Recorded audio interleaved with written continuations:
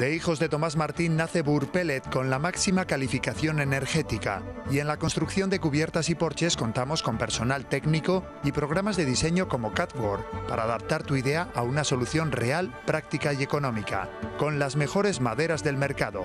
También en Villariezo, Burpellet, energía natural.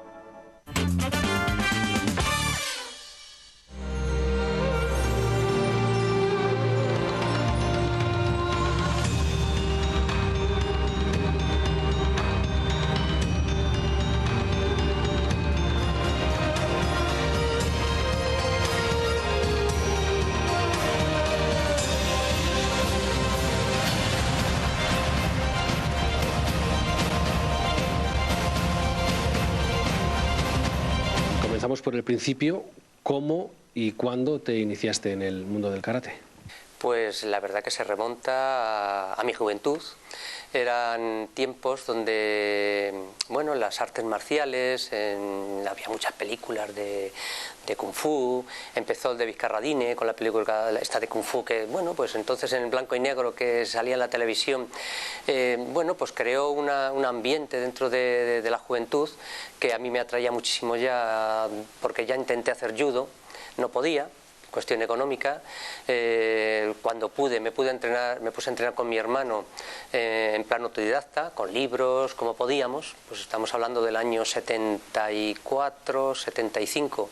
Entonces, claro, era muy limitado el disponer de dinero para poder ir a un gimnasio. Cuando pude, pues automáticamente, un gimnasio que había cerca de donde yo vivía, en Madrid, pues yo empecé en Madrid, y bueno, pues ahí empezamos. En el curso 75-76 empecé ya a practicar federado en un gimnasio, y bueno, pues además yo tenía a mi compañera Rosa, que es la que más me ha animado en toda mi carrera deportiva, profesional, en todo lo que he hecho. Pues también me animó a esto. Yo era montañero, yo practicaba balonmano, estaba en tercera división de juvenil en balonmano, y todos los fines de semana que podía me iba a la sierra. La montaña era mi pasión, el deporte en general era mi pasión. En el instituto yo, bueno, me ponía a entrenar solo en el gimnasio cuando mis compañeros estaban haciendo otras cosas, ¿no? ¿Por qué? Porque el deporte siempre me atraía, me gustaba, me apasionaba, y el karate, pues al final decidí dejar las otras actividades deportivas y dedicarme a lo que realmente me gustaba y me apasionaba, el karate. Hasta que se te cruzó el karate por el camino, ¿no? Te centraste en ello. ¿Qué recuerdas de aquellos años? No sé si ha cambiado mucho el karate de hace 30 y pico años, casi 40 años ahora. Sí, ha cambiado muchísimo. En aquellos principios el karate se introducía en España, llevaba muy poquito tiempo, tuvo una expansión bastante grande, pero era un deporte que venía muy japoneizado, vamos a llamarlo así. Los maestros japoneses que introdujeron el karate en Occidente, pues venían con la filosofía, con la mentalidad de Japón. Claro, y no éramos japoneses, pero un entrenamiento muy duro, muy intenso, muy repetitivo, muy poco tecnificado en plano deportivo, competitivo, pero era la verdad que los entrenamientos muy, se puede decir, muy intensos, duro, porque hasta casi era extenuación. Entrenábamos, había que salir, bueno, mareado casi a veces de la intensidad del entrenamiento que hacíamos, en una sala muy pequeña, mucha gente entrenando, y en cambio ahora, claro, eso no se puede consentir. O sea, ahora la cosa es diferente, se requiere unos espacios con ventilación, unos espacios adecuados, el entrenamiento está mucho más tecnificado en el plano físico, técnico, psicológico, y la competición ha evolucionado en unos aspectos totalmente diferentes. Entonces, hablabas de finales de los 70, luego en los 80 y hasta en los 90 hubo un boom también, ¿no?, de las artes marciales en general. A día de hoy, ¿se ha agotado un poco ese momento de explosión o cómo es? Sí, bueno, ha habido una transformación. Igual que la sociedad se transforma, las opciones... También cada vez hay más alternativas deportivas diferentes. Efectivamente, hay muchas alternativas. No quiere decir que haya menos gente practicando, ¿no? Pero sí, han bajado mucho las licencias federativas, pero porque también se ha diversificado. Entonces era judo, nosotros pertenecíamos a la Federación de Judo en aquellos tiempos, hasta el año 78, creo recordar, y éramos una disciplina asociada. Pero claro, teníamos tantas licencias ya dentro de la Federación de Karate que necesitábamos una federación propia y automáticamente pues se independizó, pero eran muy pocas federaciones. El taekwondo y el karate en un principio prácticamente entrenaban los maestros juntos, los tribunales de grado en un principio incluso se juntaban maestros coreanos con japoneses, o sea, era una época de inicio, ¿no? Pero luego, claro, ¿no? Indudablemente esas tres disciplinas se convirtieron en más. Hay muchísimas disciplinas marciales, si hablamos en artes marciales, ahora luego vino el full contact, vino lo que es el kickboxing actualmente, y muchas disciplinas, el kung fu, el wushu y otras artes internas. Ahora el valetudo, las artes marciales mixtas, o sea que se ha diversificado muchísimo, pero la sociedad practica más deporte, mucho más, digamos, concienciado, federado y todo, pero claro, hay muchísimas más alternativas. ¿En qué momento te diste cuenta de que tu pasión podía convertirse también en tu profesión? Pues la verdad que yo lo sentía desde el principio, yo empecé trabajando en un banco. Es una suerte, ¿no? Pues es una suerte que uno se va labrando. Indudablemente uno elige en la vida, eliges tu camino de vida. Si tú eliges una dirección, llevar esa dirección. Yo estuve 13 años en un banco y bueno, se podía considerar un trabajo cómodo, un trabajo de 8 a 3, donde los sábados los tenía libre, donde tenía una estabilidad económica bien. Bueno, yo tenía ya 2 hijos, nos vinimos a Burgos. Bueno, pues el elegir, el cambiar mi profesión por dedicarme exclusivamente a hacer lo que a mí realmente me gustaba, eso es, bueno, es parte de 2, porque era mi compañera y yo, Rosa, que decidimos esa dirección, pero claro, era mi pasión y en la vida hay que hacer lo que a uno le gusta, si quiere ser feliz, si quiere ser bueno en lo que hace, juntar todas las directrices de lo que te gusta, lo que de verdad te apasiona, lo que puede ser tu profesión y bueno, pues olvidar la comodidad quizá y aventurarse, ¿no? Hay que innovar, aventurarse. Veo que no te arrepientes. Indudablemente no. Vamos, nunca me he arrepentido de nada de lo que he hecho en la vida y menos de algo que formaba parte de mí, porque yo estaba en el banco y estaba pensando en karate, estaba haciendo lo que fuera y estaba pensando en karate. Realmente siempre iba hacia esa dirección. Yo investigaba, estudiaba, entrenaba con una intensidad que bueno, de 8 a 3 yo hacía mi trabajo lo mejor que podía, pero para mí el resto del tiempo era mi familia y el karate. Entonces al final tienes que decidir. De estas 3 décadas de más de 30 años, seguro que has tenido muchas alegrías. Si te pido que me destaques un momento, ¿cuál es el primero que te viene a la mente? Pues indudablemente son muchas alegrías. 30 años llevamos con el Ananco, desde que lo pusimos, desde que nos aventuramos, como decíamos. Y bueno, la primera alegría fue indudablemente el iniciar, el día que inauguramos el Ananco, ¿no? Fue un 15 de septiembre del año 86 y bueno, fue un día apasionante porque sabíamos que iba a haber un antes y un después en nuestra vida y claro, ahí era realmente lo que iniciaba una nueva etapa en nuestra trayectoria y para mí es el momento más apasionante y fíjate que ha habido en tantos años, ya en faceta deportiva de mis alumnos, mis hijos, en su faceta también deportiva, los grados, bueno, las titulaciones, todo lo que quieras, pero realmente para mí ese día fue el trascendental y el más importante. ¿Algún sinsabor? Sinsabores, siempre, en este camino donde se aúna mucho la profesión, el deporte. Un profesor de artes marciales no es un técnico deportivo, un entrenador a la usanza, ¿no?, de otros deportes, y no porque sea diferente. Pero bueno, los entrenadores, maestros, profesores, como queramos llamarlos, llega un momento que con ciertos alumnos pues tienes una simbiosis o dedicas toda tu vida casi plenamente para conseguir unos objetivos, para ayudarle. Y bueno, y luego llega un momento que esos alumnos, pues de un día para otro, ¡plaf!, te dan la espalda, bueno, siguen otra trayectoria, pero en esos momentos quizás sean los sinsabores que luego aprendes a superarlo, porque realmente sabes que eso es cuestión de vida y tiene que ser así, ¿no? Cada uno lleva su vida como yo llevé la mía.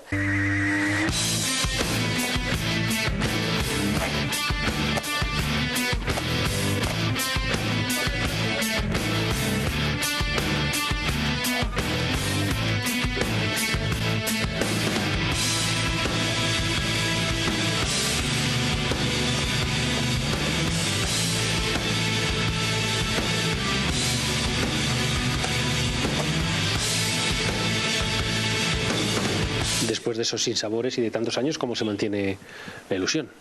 Pues porque aprendiendo de todo lo que nos ocurre en la vida. Todos son enseñanzas, todos son escalones que vamos ascendiendo dentro de nuestra propia existencia, y si sabes aprovechar y si sabes descubrir en esa enseñanza, en eso que nos está ocurriendo, sea más positivo o menos positivo, todo lo que te puede aportar a ti para tu crecimiento personal, que a la larga en la trayectoria profesional y personal es eso, es enriquecerte a ti mismo, crecer interiormente y ser feliz en la vida. Pues entonces a la larga es el aprendizaje continuo de cómo enfrentarte a esas situaciones, cómo superarlas y cómo enfocar tu propia vida. Es la verdadera enseñanza.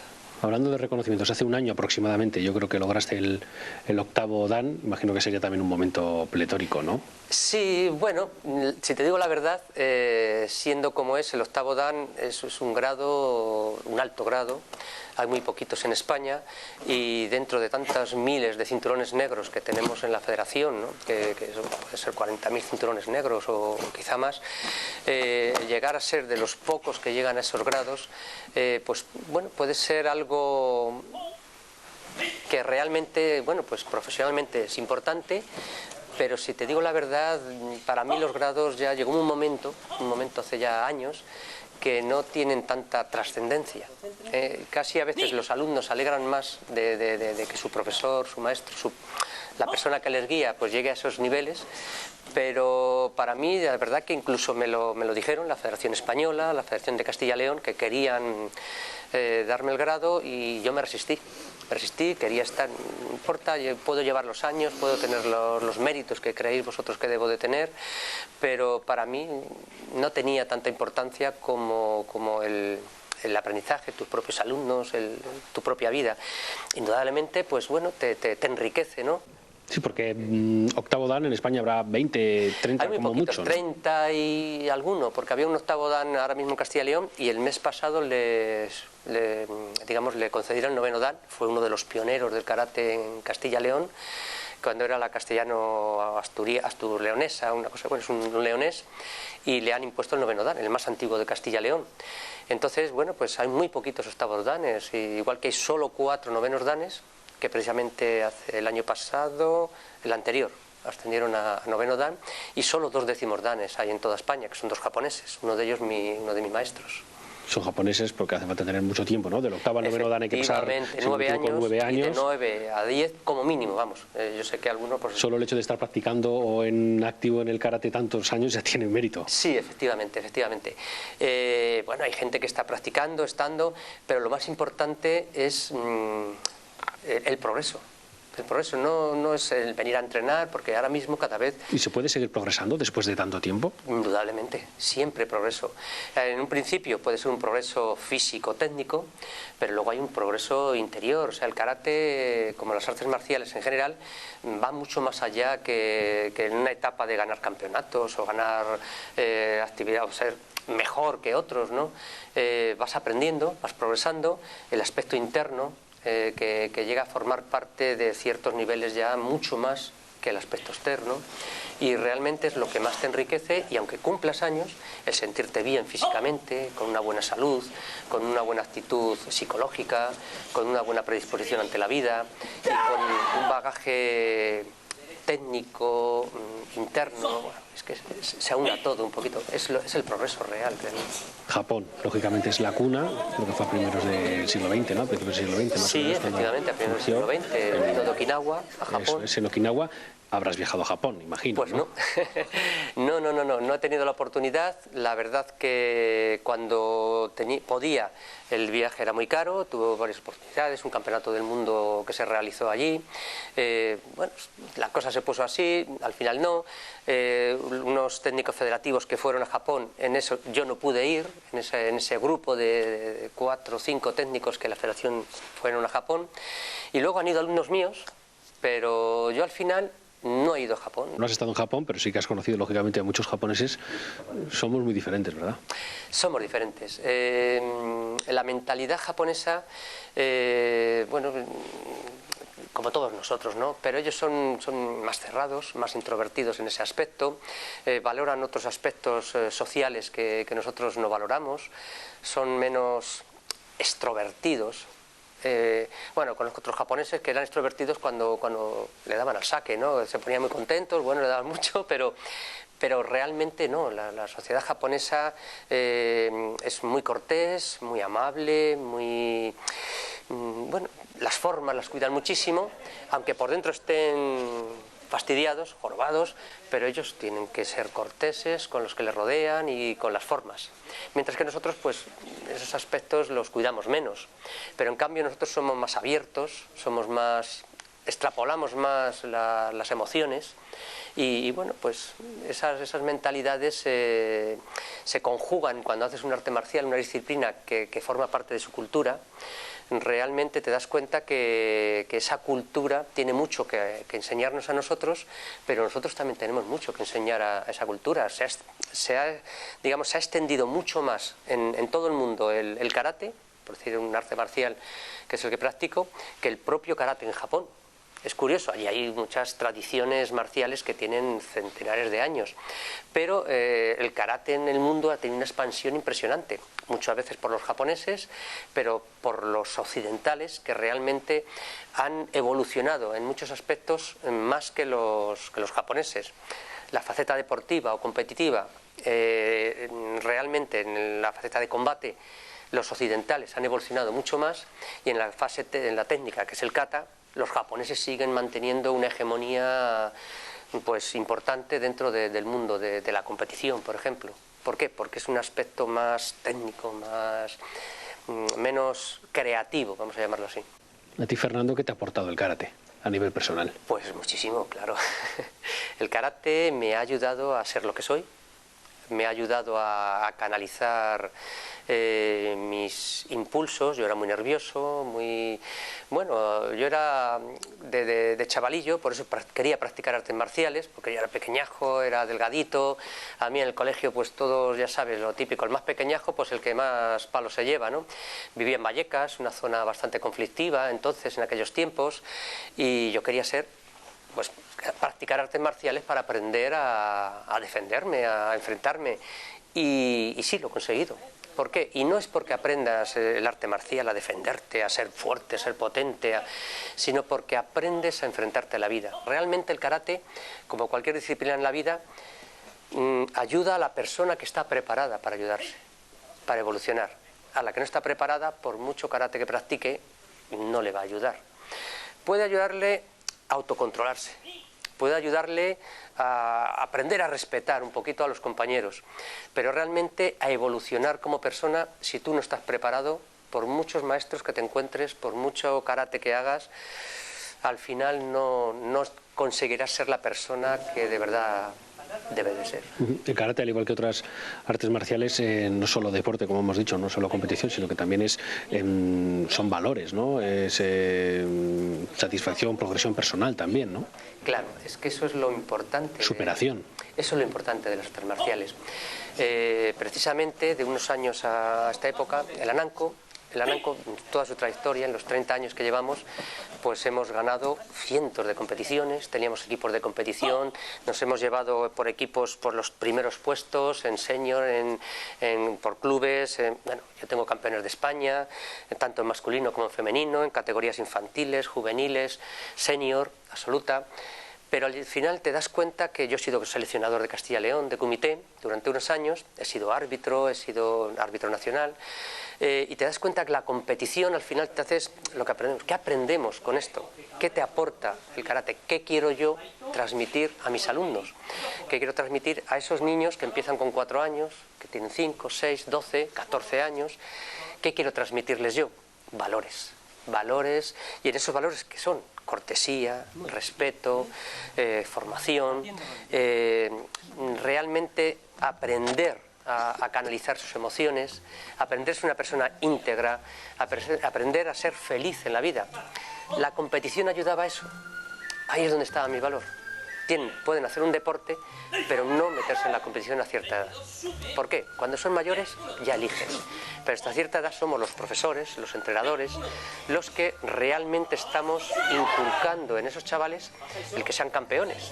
Les seleccionamos, vemos al que mejor destaca, al que mejor hace las cosas, el que se ve que... ¿Y qué? Al final, ¿y los otros?